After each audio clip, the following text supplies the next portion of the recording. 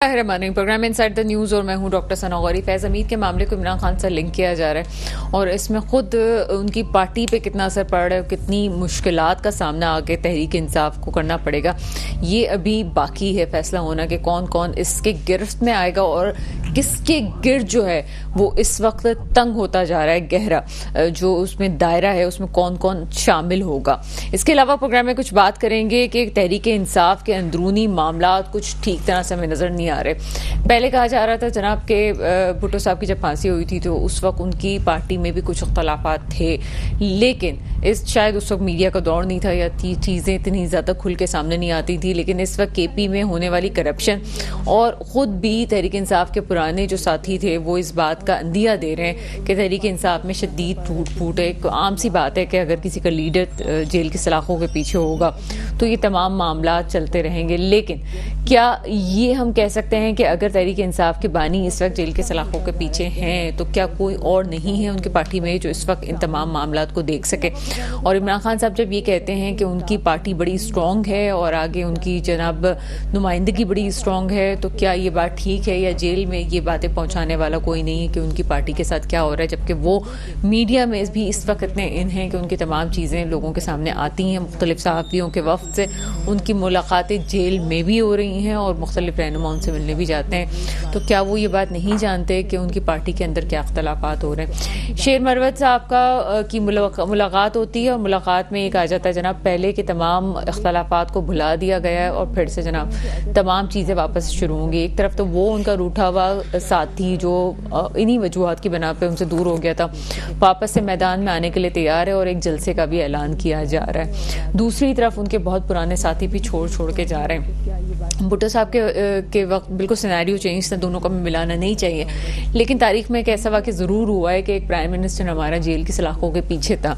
क्या उस वक्त उनके बहुत करीबी लोगों ने उनका साथ दिया था या छोड़ दिया था? ये अभी सोचना ज़रूरी है कि वाकई ऐसा हुआ था कि नहीं हुआ था। और अभी जो सिचुएशन है, क्या हम उस सिचुएशन को, हम केस को तो हम नहीं मिला सकते। बहरहाल चूंकि 9 मई एक बिल्कुल ही डिफरेंट केस है और भुट्टो साहब वाला केस बिल्कुल डिफरेंट था।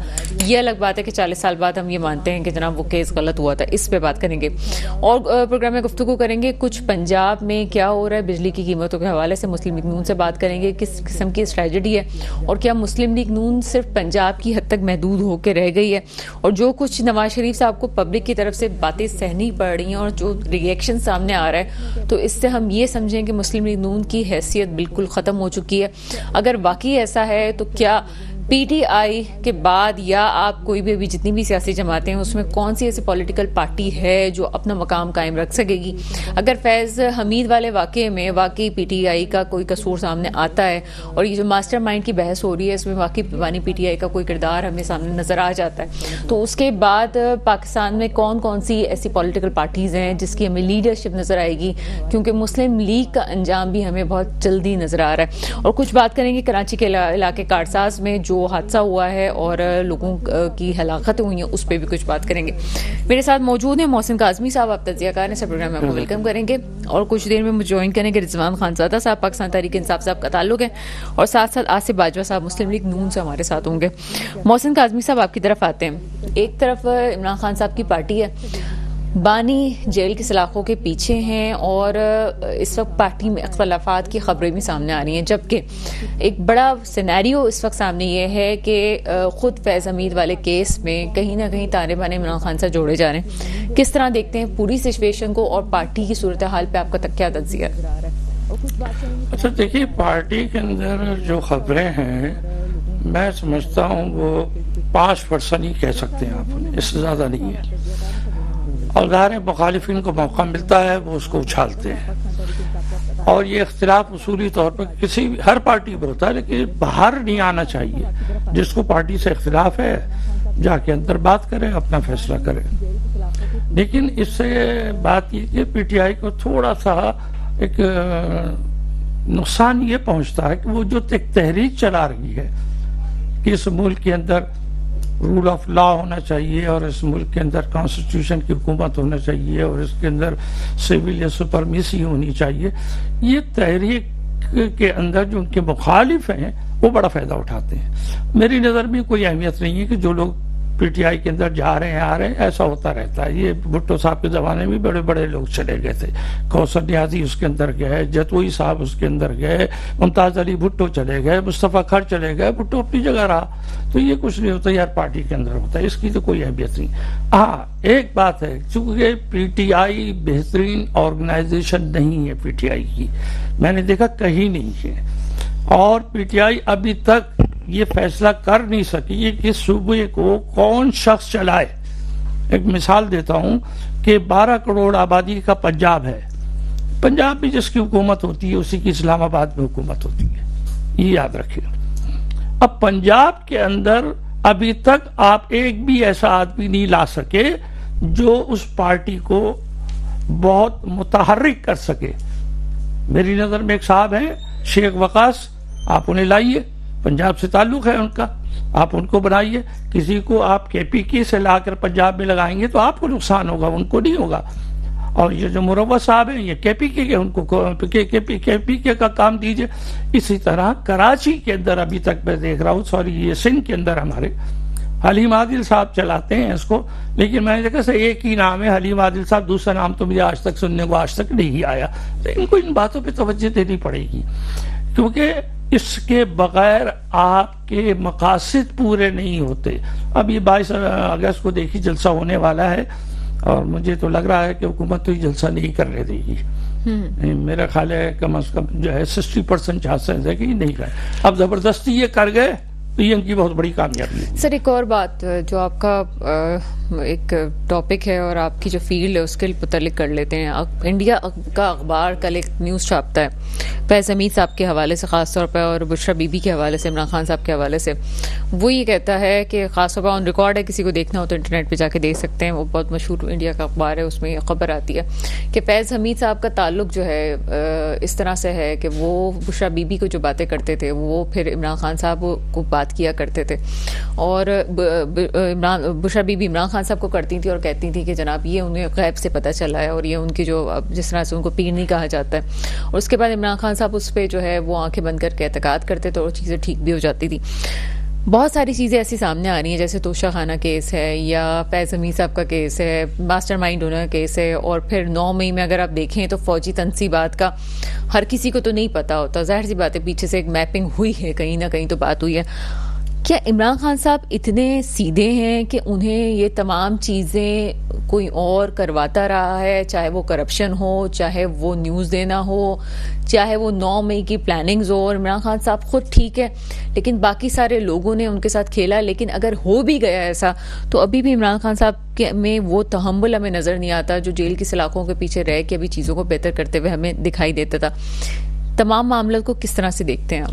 देखिए, खान साहब की एक बात मैं आपको ये बताऊं कि खान साहब बिल्कुल मर्दम शनास नहीं है।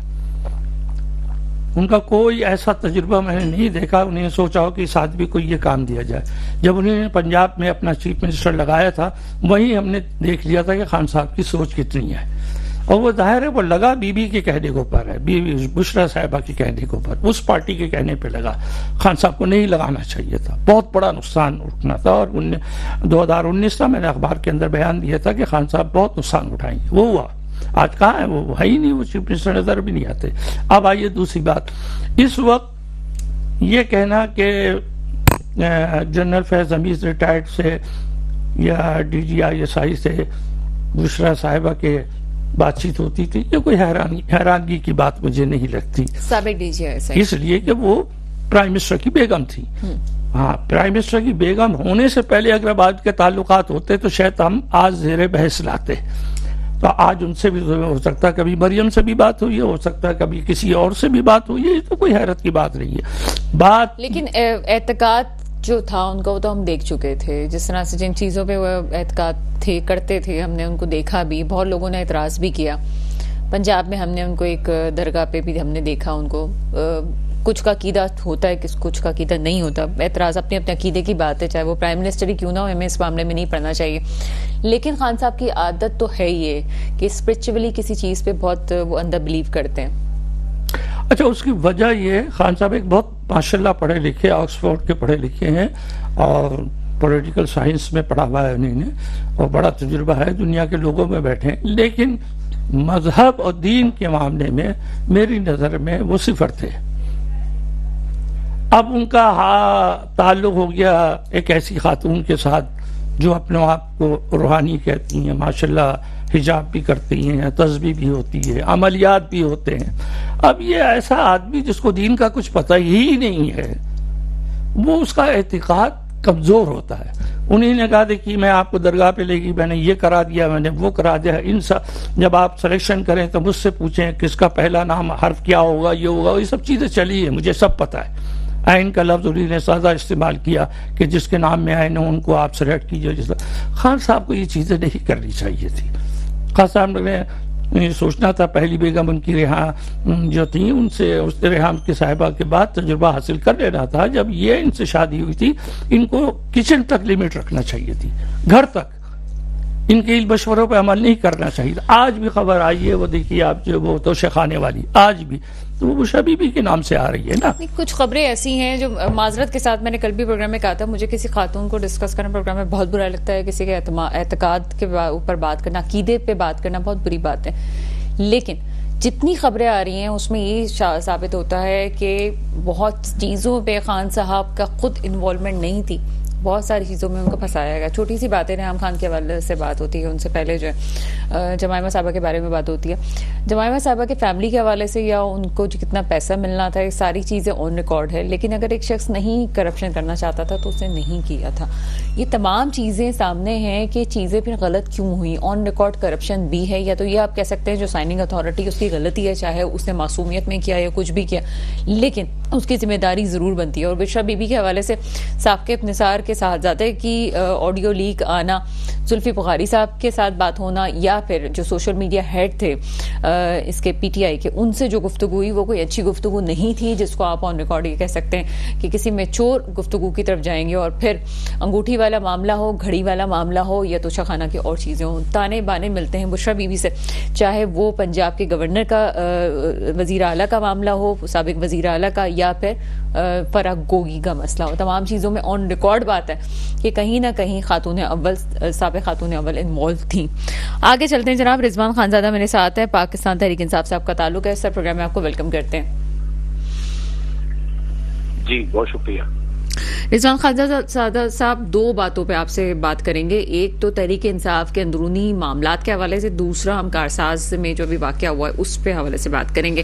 पहले आप बात कीजिएगा जो अभी सुबह से टेलीविजन न्यूज़ पे हम बार बार देख रहे हैं कि केपी में करप्शन के भी मसाइल हैं और अंदरूनी इख्तलाफात भी सामने आ रहे हैं उस वक्त जबकि आपके बानी एक जेल की सलाखों में पीछे हैं और पीटीआई पे एक बुरा वक्त भी है। किस तरह से देखते हैं इस मामले को?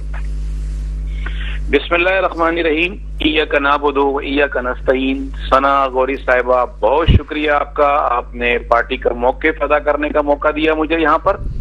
बात यह है कि जी करप्शन पाकिस्तान जब से बना है हम यही स्टोरी सुनते हैं जी, करप्शन करप्शन और करप्शन। कई सियासी लीडरों को करप्शन के बहाने जेलों में डाला गया, करप्शन के इल्जामात लगे, सजा किसी को नहीं हुई। आज कोई सदर है, कोई वजीर आजम है।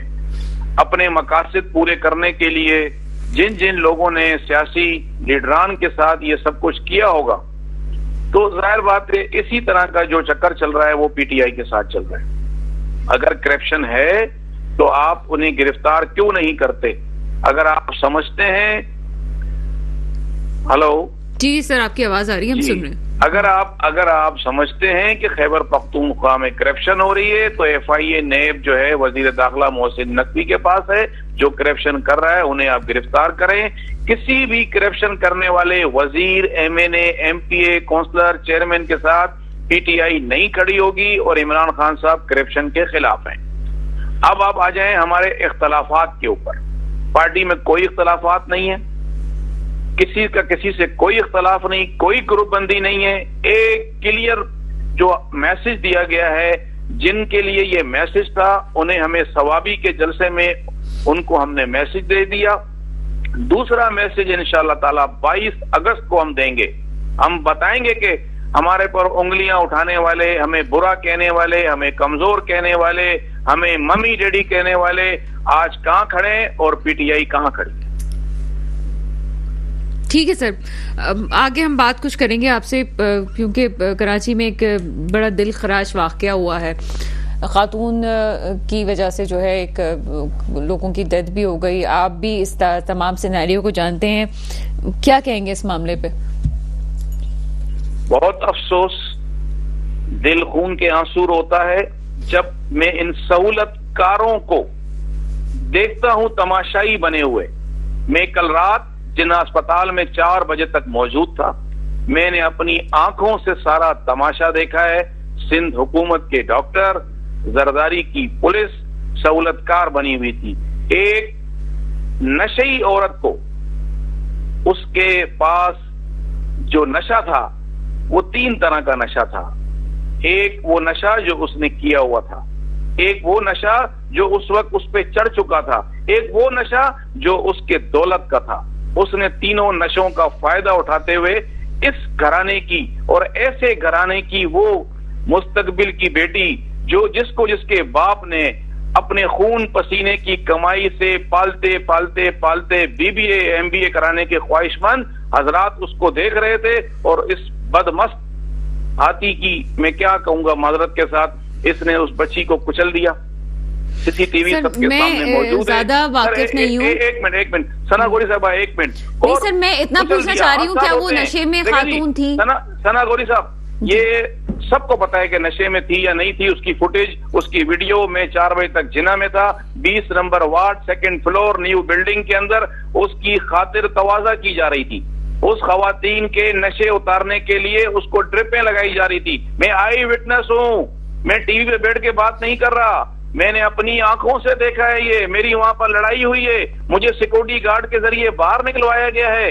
मैंने वहीं से जो है अपनी एक वीडियो बयान चलाया जो चल रहा है कि मैं 4 बजे जना सवाल में खड़ा हूं। लेकिन अफसोस ये नहीं, हादसा होते हैं, मौत होती है, कत्ल होते हैं, लोग मरते हैं, माफीनामे भी होते हैं। मैं कता कलामी की माजरत चाहती हूँ, बात आगे चली जाएगी। मैं एक जिम्मेदार सहाफी की हैसियत से आप टीवी स्क्रीन पे बात कर रहे हैं, चूंकि मैं इतनी बड़ी बात आप कह रहे हैं, मेरी नॉलेज में नहीं है कि कोई ऐसी चीज प्रूव हुई है, और अगर ऐसा था और प्रूव नहीं हुआ तो ये बहुत बड़ी बात है कि प्रूव होना चाहिए था। बिल्कुल बहुत बड़ी बात है, बिल्कुल बहुत बड़ी बात है। आइस के नशे में वो औरत मौजूद थी, आइस की नशा करती है, और 72 दिन तक आइस के नशे का टेस्ट जो है वो करवा लें आ जाता है।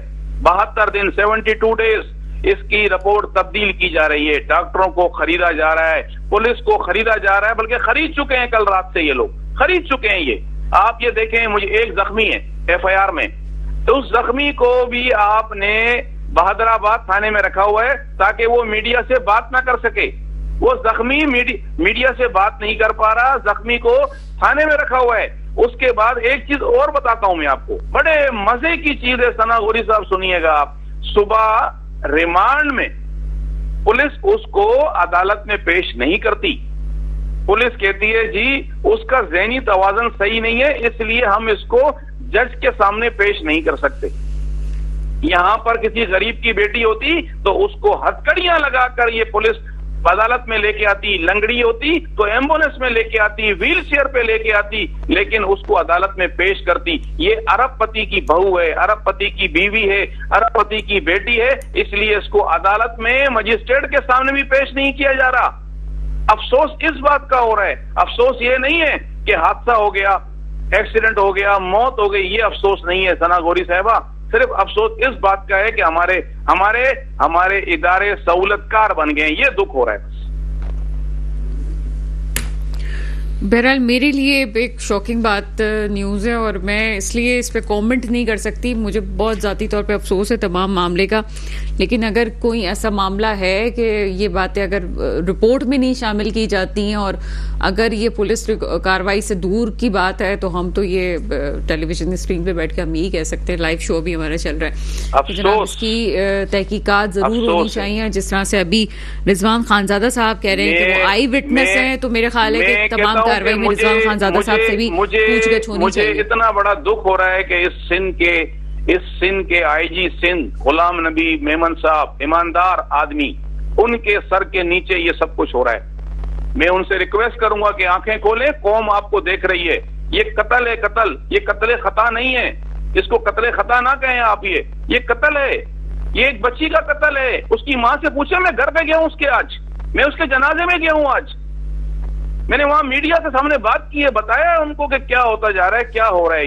ये पैसा फेंका जा रहा है, गरीबों का खून खरीदा जा रहा है। कब तक आखिर ये कराची के लोग डाकुओं के हाथों मरेंगे, इन अरबपतियों के हाथों हमारी बेटियां, हमारे बच्चे जो है वो गाड़ियों के नीचे आएंगे और ये पुलिस पैसे ले लेगी। ये डॉक्टर साहिबान जो है वो एमएल बना देंगे, झूठी रिपोर्टें बना देंगे। आपको नहीं पता, आप टीवी एंकर हैं, आपके इल्म में होना चाहिए, 5,000 रुपए दो तो यहाँ रिपोर्ट तब्दील हो जाती है।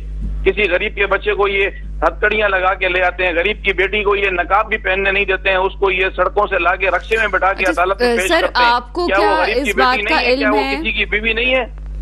आपने सिंध पुलिस के हवाले से या सिंध गवर्नमेंट के कुछ आला लोगों का नाम लिया है, तो क्या आपकी बात इल्म में है कि शर्जील मेमन साहब खुद जो है वो ये नशे के खिलाफ एक मुहिम चला रहे हैं और खास तौर पे उस पर पूरी सिंध काबीना ने बात की है और अभी नहीं 6 महीने से मामला चल रहा है कि वो एक खुली जंग पे हैं इस हवाले से? बिल्कुल बिल्कुल, मैं शर्जील मेमन साहब को सलाम पेश करता हूँ, जिन्होंने ये सोचा कि इस कराची से नशा खत्म होना चाहिए।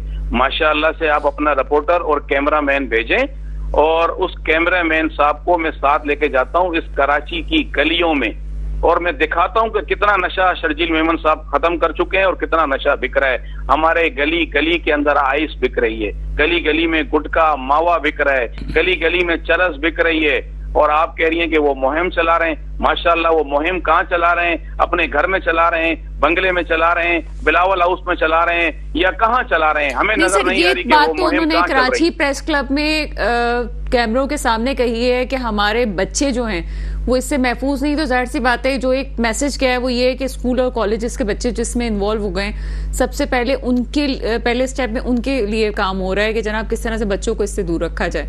लेकिन आप जो बात कर रहे हैं उसका भी ताना बाना वहीं से। सना गौरी साहबा, जो दोगे वो लौट के आएगा, ये अल्लाह का निजाम है।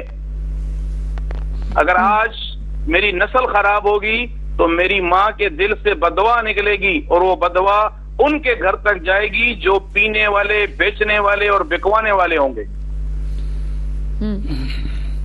ठीक है, मैं सिर्फ इतना कहना चाह रही हूं कि अगर इतना बड़ा प्रोफाइल केस है ये, तो जहां तक मैं आपने सिंध पुलिस का जो नाम लिया और जिन अफसर का आपने नाम लिया, पर्सनली हम भी जानते हैं कि नहायत शरीफ इंसान है और चीज़ों को समझने वाले इंसान है, तो क्या आपको लगता है कि जो ये लोग होते हैं ये भी प्रेशर में आ जाते हैं और इन्हें भी मजबूरन ये तमाम लोगों का साथ देना पड़ता है? जो किस्सा आप सुना रहे हैं, आप समझ रहे हैं कि उन्होंने नहीं साथ दिया है और प्रेशर आ रहा है उन पे? कुर्सी है कोई जनाजा तो नहीं, कुर्सी है कोई जनाजा तो नहीं, कुछ कर नहीं सकते तो उतर क्यों नहीं जाते। मेरा ख्याल है कि बहुत बड़ा पैगाम है इस बात में आपने समझने वाले के लिए, समझने वाले के लिए। ठीक है, ठीक है, बहुत शुक्रिया रिजवान खानजादा, आप मेरे साथ मौजूद थे। मोहसिन काज़मी साहब, ब्रेक पे जाने का वक्त हो रहा है। बात करना चाह रही थी लेकिन मेरा ख्याल है कि मैं खुद इस पोजीशन में नहीं हूँ कि स्क्रीन पे बात कर सकूँ। कहीं ना कहीं वो कहते हैं ना, सहाफत पेशा है, पैगंबरी है, तो हम भी मजबूर हो जाते हैं और अपने आप से भी सवाल हमारा होता है कि अगर वाकई ऐसा कुछ है कि एक नशे की वजह से हुआ है, क्योंकि मेरे पास कोई ऑथेंटिक न्यूज़ नहीं है इस हवाले से, तो मैं इस वक्त कोई कमेंट नहीं कर सकती। हमारे मेहमान गिरामी की राय जो है उनकी हद तक महदूद है। मेट्रो न्यूज़ का उससे ताल्लुक होने का ज़रूरी नहीं है कि हम उससे मुत्तफ़िक हों। हम मेहमानों को लाते हैं और अपनी राय का इजहार ज़रूर करते हैं। बहरहाल एक छोटा सा ब्रेक लेते हैं, ब्रेक के बाद मज़ीद बात करते हैं। ब्रेक के बाद आपके सामने हाजिर हैं और मोहसिन काज़मी साहब क्या तबसरा करेंगे कारसाज केस पे? किस पे? कारसाज वाले केस पे आप क्या तबसरा करेंगे? ये देखें, एक बात सुनिए, इस केस को आप इसी तरह देखिए, ये एक्सीडेंट कहलाता है, ये इंसिडेंट नहीं है।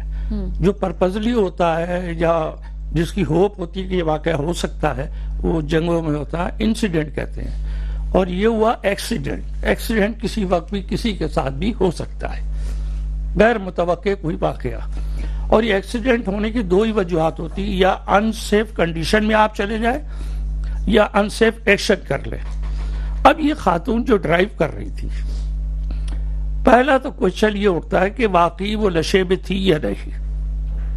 अगर वो नशे में थी तो आप यकीन जानिए केस उनके हक में चला जाएगा कि हम तो नशे में थे, हमें होश ही नहीं था। और अगर नशे में नहीं थी, बाकी जो दफात लगनी है वो तो लगेंगी। लेकिन बात ये कि उन्होंने जानबूझकर तो नहीं मारा ना, एक सेकंड, जानबूझकर तो उसने नहीं मारा। लेकिन होशवास नहीं थे। तो पहला मुकदमा तो ये बनना चाहिए उनके लवाहिकीन को ऊपर कि अगर आप ये जानते थे कि आपकी ये खातून नशे करती है तो आपने इनको गाड़ी क्यों दी, क्यों अलाउ किया इनको? इस किस्म के लोगों को नहीं करना चाहिए था। इनका नशे का इलाज कराए, उसके बाद अलाउ करें। तो दूसरा ये कि हादिसा तो अभी ऑन रिकॉर्ड जो मेरे पास इनका आ रहा है और वो मेरे पास रखा हुआ है ऑन रिकॉर्ड, वो चीज वो ये कह रहे हैं कि जनाब चूंकि उनको गाड़ी ले जाने का मना था लेकिन वो घर से बगैर बताए गाड़ी लेके निकली थी। बेशक देखिए हादसे हो जाते हैं। मैं जिसकी जान जिसके घर से मैयत उठी है ना वो ही जानता है, कब्र का हाल मुर्दा जानता है वाली बात है। जिसकी चोट पहुंची है उसी को पता है घाव कितना है। हम यहाँ पे तबसरा कर सकते हैं, हम इतनी बातें कर रहे हैं। मुझे ये बता दें, क्या हम हादसा होने का इंतजार करते हैं? ये मुझे कराची के आम लोग बता दें, कराची में कितने बच्चे ऐसे हैं जिनके पाँव जो है वो बाइक चलाने तक नीचे तक पहुंच नहीं रहे, ब्रेक में उनको आपने बाइकें दी हुई हैं। बताएं ना मुझे कितने लोग हैं, कितने नौजवान बच्चे इसी वजह से मरे हैं, इंतकाल हो गया, घरों से जो है वो लाशें उठी हैं कि जिनको आपने बगैर तरबियत के छोटी छोटी उम्रों में आपने जो है वो बाइकें दे दी, सर फट गए पूरे, इतनी बुरी मौतें हुई हैं, अल्लाह माफ करे। और कितनी ऐसे खवातीन हैं या कितने ऐसे लोग हैं जिनके हाथ में आपने गाड़ियां दे दी हैं, उनको गाड़ियां चलाना भी नहीं आती हैं। आप मुझे बताएं कराची का जो ट्रैफिक है इस वक्त, आप समझ सकते हैं कि कोई ये पढ़े लिखे लोगों का और ये अखलाकियात रखने वालों का ट्रैफिक है। मैं खुद गाड़ी चलाती हूँ, मैं सुबह शाम गाड़ी चला के आती हूँ। कहते हैं कि अगर किसी कौम को पहचानना हो, उसकी अखलाकियात को पहचानना हो तो उसकी ट्रैफिक को देख लो। मैं सिर्फ कराची वालों से बात कर रही हूँ इस वक्त। आप मुझे बता दें कि आप में और मुझ में कोई अखलाकियात बाकी है? आप सड़कों पे जाके हाल देखें, हम सब अपनी जान को हथेली में रख के जो है वो गाड़ी चला रहे होते हैं कि खुदा ना खास्ता अगर कुछ हो गया तो वो किसी और की जान का नुकसान, हमारी जान को नुकसान। उस महंगाई की दौर में जो गाड़ियों को नुकसान, वो एक अलग चीज है। इसमें हम कितने कसूरवार हैं? अगर हमें गुर्बत मिली है, अगर हमारे पास पैसा नहीं है, तो इसका मतलब ये नहीं है कि तफरी के नाम पे हम अपनी औलादों को गाड़ी और बाइकों की चाबी देके कहें कि मैं अगर गरीब हूं तो मैं दूसरों का नुकसान करके मैं ये सब कुछ कर सकता हूं। ऐसा नहीं होता। अगर आप अपनी फ्रस्ट्रेशन को मिटाना नहीं समझते और समझते हैं कि आप इस तरह से बदला ले लेंगे। आज मुझे बता दें, कराची में जो डकैतियां हो रही हैं, आई एम सॉरी टू से, मैं थोड़ी सी जज्बाती हो रही हूं। हम कहते हैं बाहर वाले लोग आके कर रहे हैं। मुझे बताते हैं कितने कराची के लड़के हैं जिनके माँ बाप को ये नहीं पता कि वो डकैतियां कर रहे हैं। आप दिल पे हाथ रख के मुझे बता दीजिए ना कि कितने ऐसे लड़के हैं कराची के घरों में कि जिनके माँ बाप को ये नहीं पता कि डकैती कर रहा है उनका बेटा। क्यों जनाब? और वजह क्या है कि आपके पास खाने को नहीं है या आपके जो हालात खराब है। मानती हूँ हालात बहुत खराब हैं, हालात पे तवज्जो देनी चाहिए। माशी तौर पे हम एक जवाल का शिकार हैं, लेकिन क्या यही हल है कि हम जो है गलत तरीके पे जाएं? क्या हमारी अखलाकियत इतनी गिर गई है? सर आप बात कीजिएगा।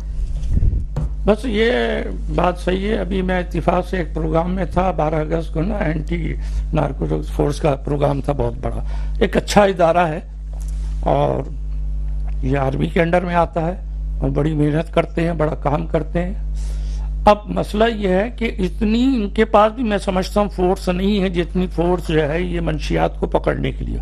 मेरा एक मशवरा है, मंशियात पीने वालों को बात पकड़े, पहले जहां से ये मंशियात पैदा की जा रही है उनको आप पकड़े।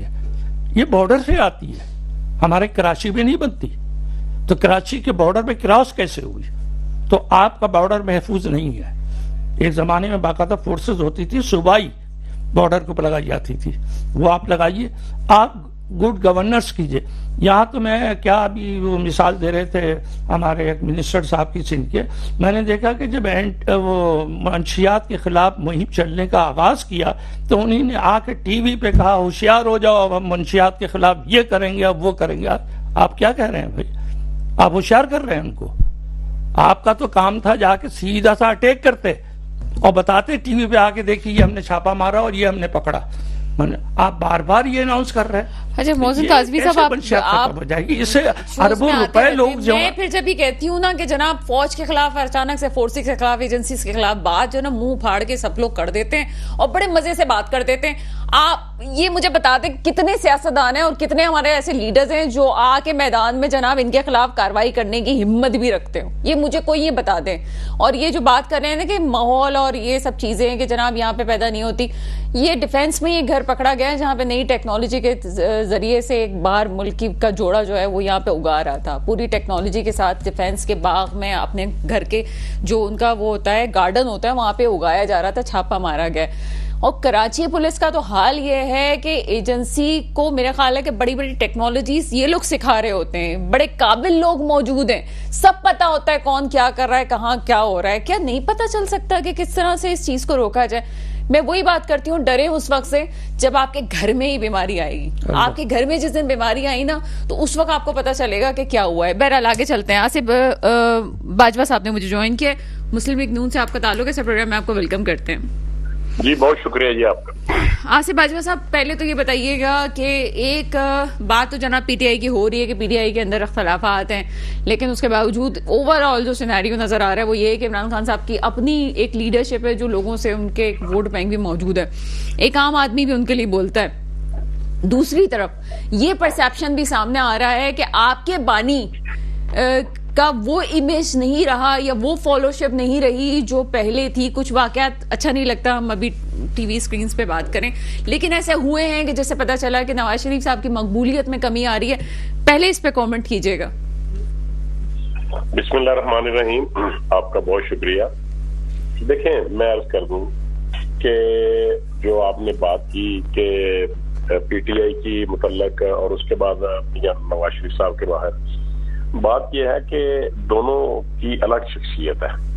मसलन थोड़ा सा पीछे जाना चाहूंगा, जो फाउंडर पीटीआई हैं वो कहते थे कि हम सिर्फ नए लोगों को साथ लेके चलेंगे और जो लोग पॉलिटिकल वर्कर होंगे उनको साथ लेके चलेंगे। फिर उन्होंने कई इलेक्शन लड़े और कभी एक और कभी दो, कभी एक कभी दो, ये सीटें रहते रहे।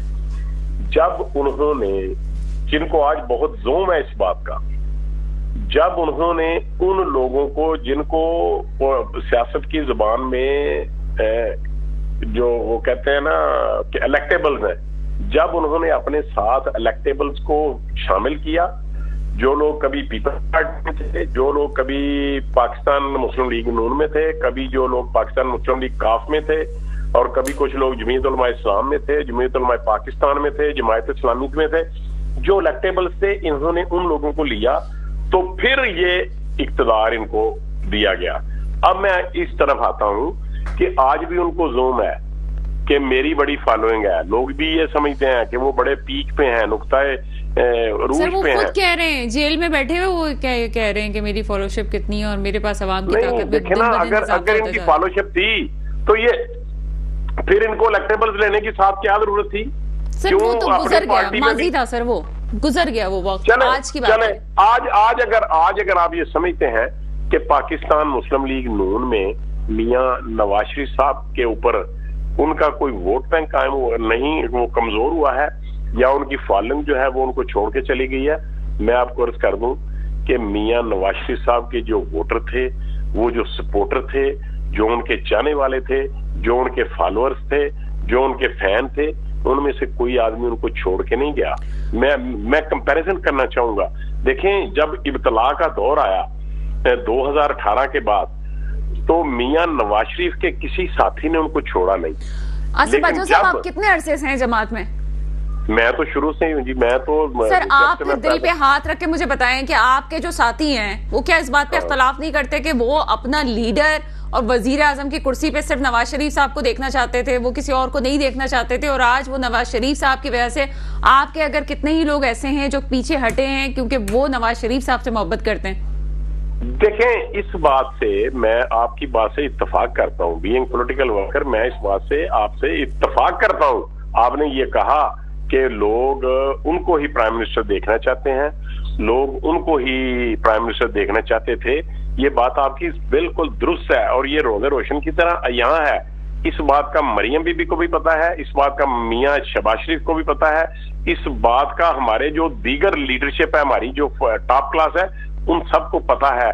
लेकिन अगर आप ये कहें कि मियां नवाज शरीफ के प्राइम मिनिस्टर बनने की वजह से लोग मुस्लिम लीग नून को वोट मियां नवाज शरीफ के प्राइम मिनिस्टर ना बनने की वजह से उनको छोड़ गए हैं, ये बात से मैं इख्तलाफ करता हूं। उनका वोटर आज भी वहां पर खड़ा है।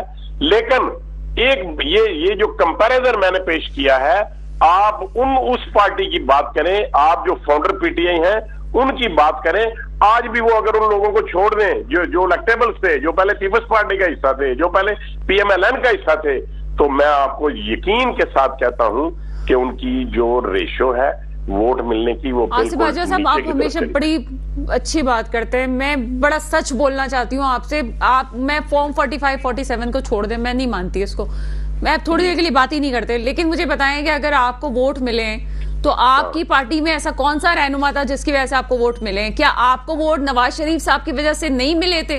और क्या ये फैसला गलत नहीं है कि जनाब कोई और उनकी जगह पे आ गया, लोग नवाज शरीफ साहब को देखना चाहते थे? वोट तो अभी भी आपको नवाज शरीफ साहब की वजह से मिला था। हाँ, आज भी वोट मिला है, इससे पहले भी मियां नवाज शरीफ साहब की तरफ वजह से वोट मिला है। और जिन लोगों को ये गलत फहमी है कि मियां नवाज शरीफ साहब की वजह से वोट नहीं मिलता, मेरी जाती कोई काविश होती है, तो वो चौधरी निसार साहब उनको देख लें, आज मिफ्ता इस्माइल को देख लें, आज आप शाह खकान अब्बासी को देख लें, आज महताब अब्बासी साहब को देख लें, आज जो लोग केपीएम में छोड़ के गए, पंजाब में छोड़ के गए, आज वो कहाँ है? तो मैं आपकी बात से 100% इत्तेफाक करता हूं कि ये मियां नवाज शरीफ साहब को ही अवाम देखना चाहती है।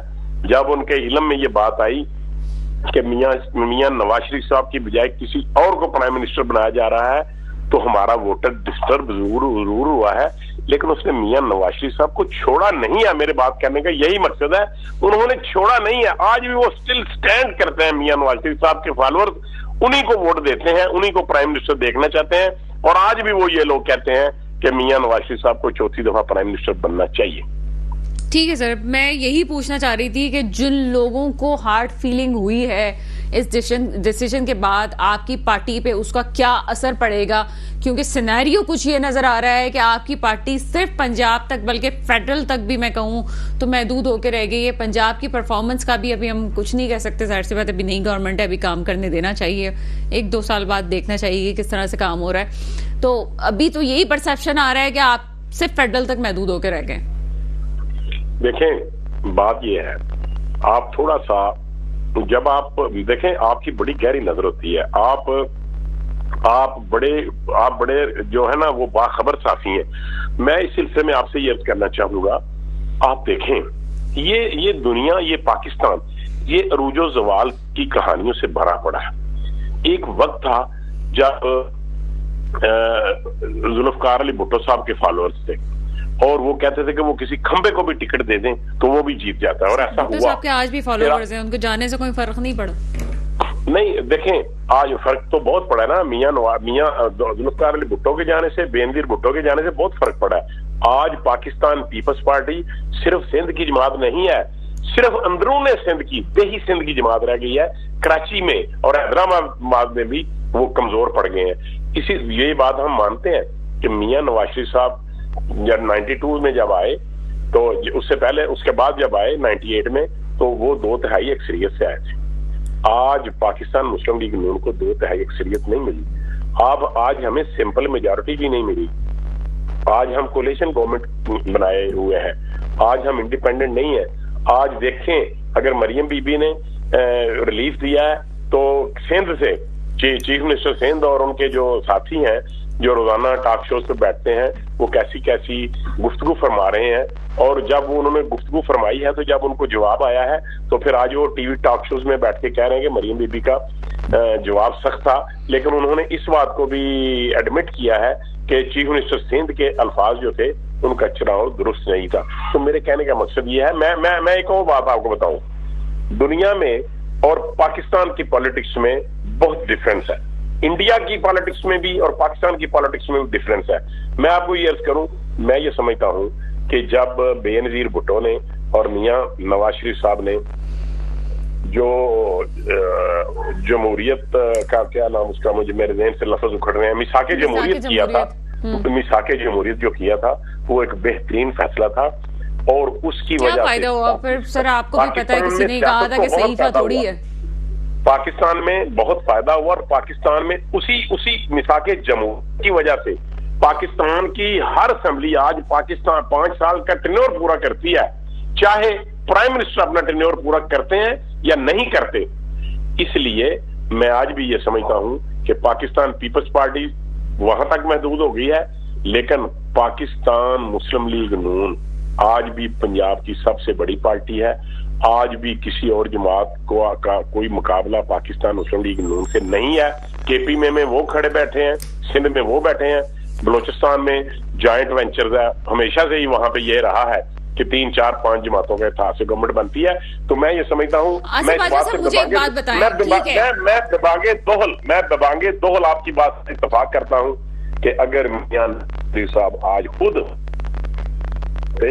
तो हमारा वोटर, हमारा जो है उसमें एक नया ही जज्बा था। सर मुझे फिर ये समझ नहीं आता कि 2/3 मेजोरिटी पाकिस्तान की तारीख में सिर्फ मुस्लिम लीग नून को मिली है और किसी को भी नहीं मिली। ठीक है, दूसरी बात ये, अगर यही सिनेरियो है कि एक पार्टी लीडर पे फाशिज्म का जो है वो टैग लगा हुआ है, दूसरे का आप कहते हैं कि पॉपुलैरिटी कम हो रही है, तीसरी जमात आप कहते हैं कि जनाब सिंध तक महदूद होकर रह गई है, तो फिर हम इतना कौम का बजट जाया करके, मैं मानती हूँ जमहूरियत से बढ़ के कुछ भी नहीं है, लेकिन पाकिस्तान को संभालेगा कौन? आज अगर ये मामलात हैं, चाहे फैज हमीद वाले मामलात हैं, बजट के मामलात हैं, बजट के मामलात में IMF के मामले में आप पीछे हट गए, आप मजबूर हैं।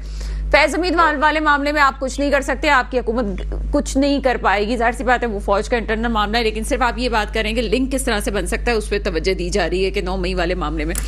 मुझे ये समझ नहीं आता कि इतने बड़े बड़े जो कौम के मामलात हैं उसमें मुस्लिम लीग नून खुद कहाँ है, एक हुकूमत खुद है कहाँ, नजर क्यों नहीं आ रही?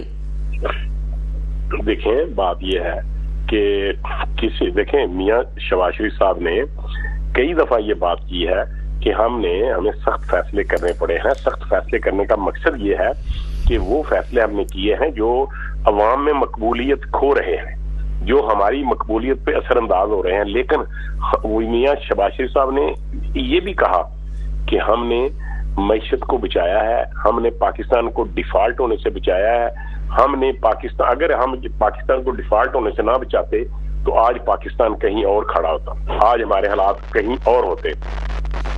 लेकिन इसके बावजूद पाकिस्तान मुस्लिम लीग इसलिए आपको नजर नहीं आ रही कि इनकी 2/3 अक्सरियत नहीं है, हमारी सिंपल मेजॉरिटी भी नहीं है, हम इंडिपेंडेंटली कुछ ऐसे फैसले नहीं कर सकते जो हमारी दूसरी जमातों को काबिल कबूल ना हो। I mean to say about Pakistan Peoples Party. अगर हम कोई देखें, स्टील मिल जो है अरबों खरबों डॉलर जो है, अरबों खरबों रुपए जो है वो मकरूज है, लेकिन हम मजबूर हो गए कि हमने कहा कि ठीक है हम इसको प्राइवेटाइज नहीं करते, सिंध गवर्नमेंट जो है इसको ओन कर ले। उन्होंने कहा कि हम इसको बेचने नहीं देंगे, मुलाजमीन खत्म हो जाएंगे, उनका लॉसेज होंगे, तो देखें एक मजबूरी थी। इसी तरीके से वो उनका रवैया ये है कि पाकिस्तान में किसी भी इदारे को चाहे वो जितनी मर्जी लॉस में हो उसको प्राइवेटाइज ना किया जाए। हालांकि पूरी दुनिया में जो इदारे हैं इस तरह के नुकसान वाले, उनको आउटसोर्स किया जा रहा है, उनको प्राइवेटाइज किया जा रहा है। और जो मेरा ख्याल है कि आसिफ बाजवा साहब, मैं बहुत एग्री करती हूँ आपकी बात पे, आपने बहुत मंतकी बात की है। बहुत शुक्रिया आसिफ बाजवा साहब, आप हमारे साथ मौजूद थे। मोहसिन काज़वी साहब आपकी तरफ आते हैं। मेरा एक वही बात है कि एक यंगस्टर की नुमाइंदगी भी करते हुए मेरा सवाल ये रोज होता है, जब किसी पार्टी की नुमाइंदगी नहीं है, हम कब तक मामलात को ऐसे चलाएंगे? फिर DGISI जो ISPR ने 2-4 प्रेस कॉन्फ्रेंस से पहले कॉन्फ्रेंस कही थी, उसमें यही मुद्दा था कि 24 करोड़ आपकी आवाम है, 12 करोड़ का जो है रजिस्टर्ड वोट है, उसमें से भी आपकी तनासुब वोटिंग का कितना है? जमहूरियत कहाँ है? किस तरह से हम किसी पार्टी को, कौन सा वैक्यूम ये जो क्रिएट हुआ है, इस वैक्यूम को कैसे खत्म करेंगे? अच्छा, जो उसका हाल है उस पर तो कोई जाने को तैयार नहीं है। 8 फरवरी को जो आपने इलेक्शन कराए, जो रिजल्ट निकला, उस रिजल्ट पे आप हुकूमत बनाइए। आप क्यों टर्बुलेंट को आगे नहीं बढ़ने दे रहे हैं? आप 370 केसेस पड़े हुए हैं, उसमें से 25 केसेस को डील किया गया। इनकी मुद्दत होती है ट्रिब्यूनल की कितनी, 180 दिन। उसको पहले 120 दिन थी, इन्हीं ने अमेंडमेंट की कानून के अंदर ला के इलेक्शन के, उसको 180 दिन कर दिया। 180 दिन गुजरने वाले हैं अभी आपके, लेकिन आप उसमें रुकावटें डालें। भाई ट्रिब्यूनल जो भी फैसला करे, 47 वालों का करे, 45 वालों करें, आप पार्लियामेंट को मजबूत करें। आप इस वक्त बैठ के पार्लियामेंट के अंदर ऐसे कानून बनाएं जो मुश्तरका हैं। मसलन पाकिस्तान के अंदर रूल ऑफ लॉ की हुक्मरानी होनी चाहिए, पाकिस्तान के अंदर सिविलियन गवर्नमेंट होनी चाहिए, सिविल सुपरमेसी होनी चाहिए, ह्यूमन राइट्स होना चाहिए, और बोलने और लिखने की आज़ादी होनी चाहिए। ये तो ऐसे पॉइंट से आप पार्लियामेंट में बैठ के इसका बिल पेश करें। और सबसे साइन कराएं, पीटीआई भी साइन करेगी उसके अंदर। ये क्यों नहीं आप इसको कर रहे हैं बैठ के? दूसरी ये कि आइंदा इलेक्शन होने की तैयारी भी हो रही है, होगा आज नहीं तो कल होगा इलेक्शन आप होगा। प्रेडिक्शन कर रहे हैं? मैं यही कह रहा हूँ इलेक्शन की आप प्रेडिक्शन कर रहे हैं कि नहीं? मैं अभी बताऊंगा, अभी बताऊंगा। थोड़ा सा मैं ये एक्सप्लेन कर दूं कि मैं चाहता क्या हूं उसके अंदर। इलेक्शन के अंदर बहुत खामियां हैं, उसको आप अभी दूर कर दीजिए भाई। बस खामी ये है, पाकिस्तान की जमहूरियत के अंदर जो है 175 पार्टियां हैं, अमेरिका में 175 पार्टियां नहीं है। कभी भी इलेक्शन होगा तो जब तक 2 पार्टियां नहीं मिलेंगी हुकूमत नहीं बनेगी। ये है पाकिस्तान की तारीख। आपने अभी आपने अपने तबसरे में कहा था पीएमएल को एक दफा 2/3 मेजोरिटी मिल चुकी है, वो गलती अब दोबारा नहीं होगी ना, उससे पहले वो गलती थी। हाँ चले, मेरा प्रोग्राम का वक्त खत्म हो रहा है, वरना मैं इस पे तबसरा करती मेरे मुल्क पे वो हुक्मरान आए जो वाकई मेरे मुल्क के मुस्तकबिल की हिफाजत करें। इसके साथ ही प्रोग्राम का वक्त खत्म होता है, मुझे इजाजत दीजिएगा। खुदा हाफिज।